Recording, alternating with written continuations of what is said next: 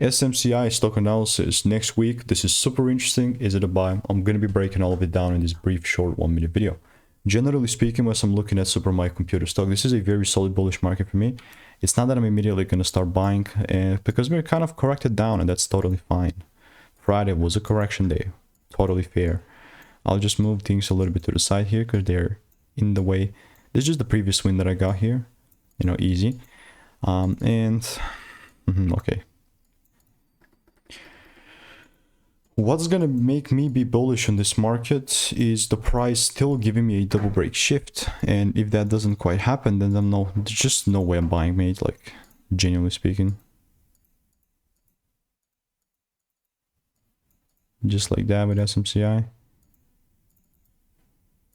All I'm doing here in the meantime is just waiting for rules to be met. And therefore, if you want to stay tuned and get my money making emails and insights, click the first link in the description, and I'll see you in the next one. Goodbye.